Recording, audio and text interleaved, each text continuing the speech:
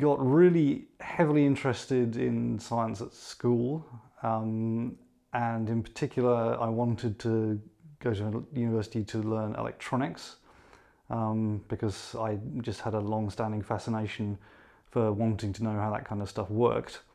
And by the time I'd left school, I was lucky to be in the generation that had access for the first time to consumer computers.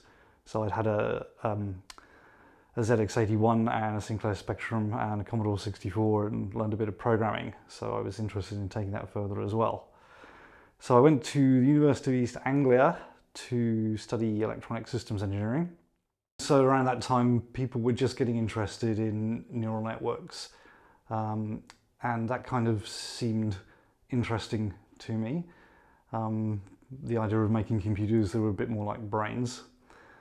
And at the time I'd also just sort of worked out what a PhD was and realised that you could actually go towards a career in research.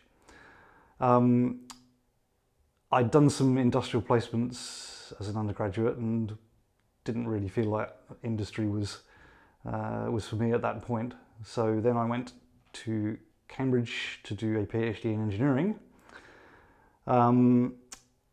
And that was specifically focused on a particular kind of neural network.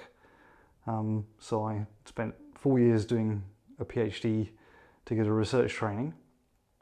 And then I spent a couple of years as a postdoctoral researcher. And then I got a lectureship. And I've been a career academic since then. Although the research that I do has then also led to interaction with more companies than I could probably remember. Autonomy, Rolls-Royce, GlaxoSmithKline, you name it, we've worked with all manner of people.